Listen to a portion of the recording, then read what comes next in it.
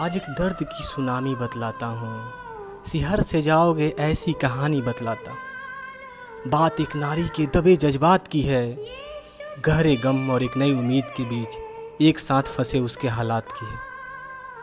एक तरफ शहीद हुआ पति का शव, तो दूसरी तरफ उसके गर्भ से बाहर आने के इंतजार में एक नया जीवन। एक अपनी माँ के गर्भ में लेटा दुनिया में आने का इंतजार कर रहा है, तो दूसरा भारत माँ के गर्भ में लेटा दुनिया से जाने का। एक आज़ाद सांस लेने आ रहा है, तो दूसरा उसे आज़ाद सांस देने के लिए जा रहा है। एक अपने लहू से इस मुल्क को सींच कर जा रहा है, तो दूसरा उसी का लहू लिए उसी मुल्क में आ रहा है। एक आज के बीम इतिहास बनने को है, और दूसरा उसी इतिहास का एक वर्तमान पन्ना जो भविष्य में इस इतिहास का पहचान बनने को है।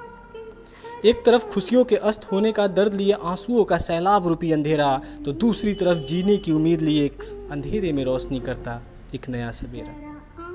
और इन दो हालातों के बीच फंसी एक नारी, जो शून्य है, जो शांत है, जो स्थिर है, जो समझना चाह रही है कि क्या करे। उसे समझ नहीं आ रहा कि विधवा होने का मातम मनाए या फिर माँ बनने का जश्न। खैर, समझ तो किसी को नहीं आ रहा कि उस शांत जल से स्थिर सरोवर में सुख या दुख का कौन सा कंकड़ फेंका जाए कि सन्नाटे में थोड़ा कोलाहल आए। क्या उसके पति के जाने का सदमा समझाया जाए, जिससे कि उसके चिल्लाहट से सारा वातावरण थर्रा उठे, या फिर उसे उस गम से दूर कर बार बार उसके माँ बनने का एहसास कराया जाए, ताकि उसके अंतर मन में एक उम्मीद और खुशी का संचार हो। कोई एक समझ पाना इतना आसान होगा क्या? बिल्कुल नहीं। दूसरों के लिए तो बिल्कुल नहीं। आज उमड़ा यह दुखों का सैलाब भी उसका है, और आज आने वाला यह नया सवेरा भी उसका है। दोनों पर उसका उतना ही हक है, और उसे दोनों जीना होगा शायद। पर खुदा का यह अन्याय भी कितना अद्भुत है ना। एक साथ सूर्यास्त और सूर्योदय की कल्पना भी भला कौन कर सकता है।